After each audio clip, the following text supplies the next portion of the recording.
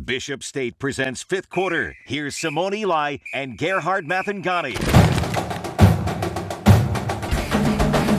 Well, week 10 of the high school football season is here, and the playoff picture has just about taken shape. A few top 10 matchups along the Gulf Coast, and with that, some region champions will be crowned tonight. Welcome into fifth quarter. I'm Simone Eli, alongside Peter Albrecht tonight, filling in for Gerhard Mathangani. Last week it was you and Gerhard. Yep. Today it's you and I. I'm honored to share the stage with you tonight. Hey, and it's a great week because, you know, some of the classifications will play region play next week. Yep.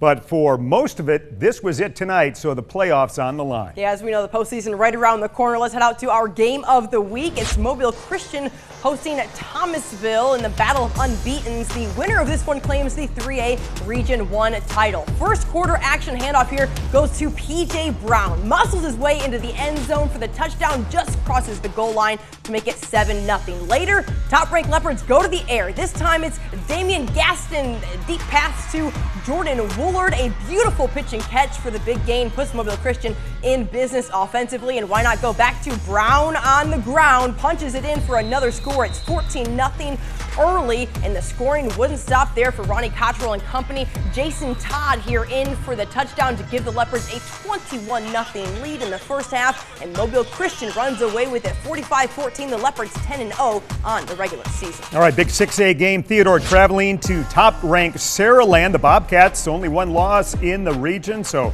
hoping to really go on the road and shock Sarahland tonight. But look at the Spartans out here on the first drive. It's a dart. KJ Lacey to Jordan D, 7-0 in favor of the home team. And the next possession, Lacey will get a little more air under this one to Ryan Williams. It's 14-0 still in the first quarter, and it's all Sarahland tonight. They win at 42-13. Theodore plays at St. Paul's next week. Both those teams 5-2 in region play. Sarahland is at McGill to conclude the regular season.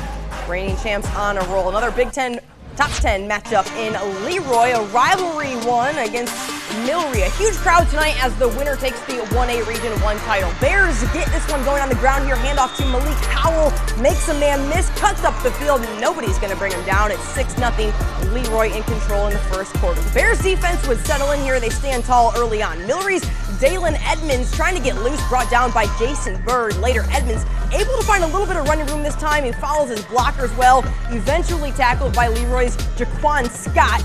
Bears take over offensively. Didn't take long to add to their lead. Braden Ubner hits Taylor Frumdy here in stride, and the number 1 Leroy Bears shut out Milry 26-0. They take the 1A crown. All right, let's head to the beach for a 5A battle. Viger traveling to top-ranked Gulf Shores, and the Dolphins linking arms to protect their home turf tonight, and they score here early in the game. It's Ronnie Royal getting the touchdown run.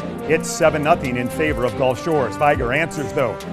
Jerrigan Graham handing it off to C.J. Benjamin, and Benjamin gets in. PAT's no good. It's 7-6, and back come the Dolphins. A 66-yard touchdown pass. Judd Harris to Braden Jackson, and then a little trickery here. Harris to Royal. He already has a touchdown run, and now he has a touchdown pass here to Blaze Thomas. 21-6 at this point. It's a 42-12 final in favor of the Dolphins, who host BC Rain next week. Viger will host the Poets of Sidney Lanier.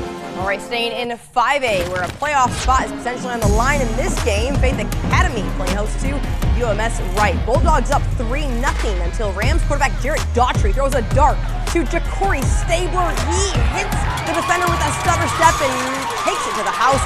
7-3. Faith Academy takes the lead at home, and the scoring wouldn't stop there for the Rams. Handoff goes to Jaden Simmons. He's off to the races. Nobody's going to bring him down. Shakes off the defender. 14-3, the Rams rolling, and Faith Academy gets the big region win over UMS Wright, 21-13. We'll see how that plays out next week in the playoff standings. All right, 4A game. TR Miller at St. Michael. Both teams have qualified for the playoffs. Second quarter action, high snap.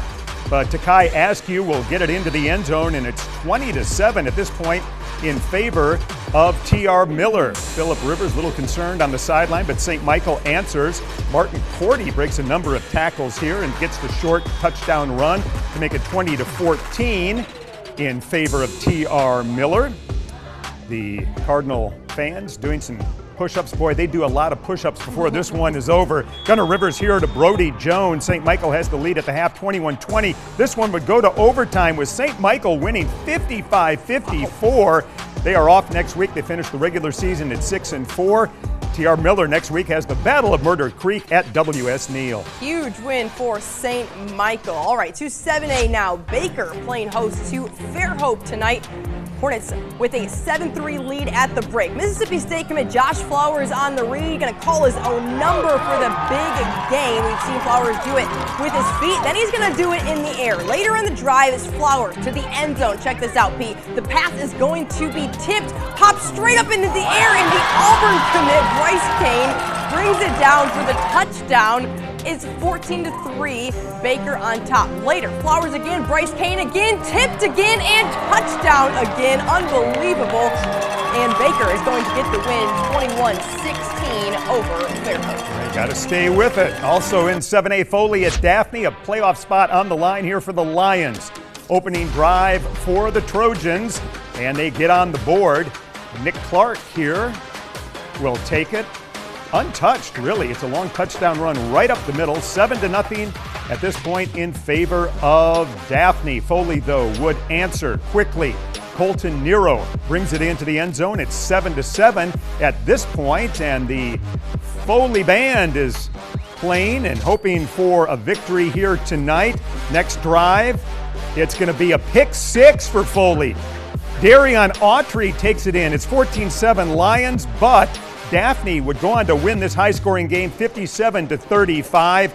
So they will finish the number 3 spot in that region, and Davidson makes the playoffs on the basis of that Foley loss. All right, there you go. So Davidson is headed to the playoffs. We'll have highlights from the Warriors coming up, plus our plays of the week and more highlights from tonight. That's next. Stay with us. Fifth quarter returns after the break.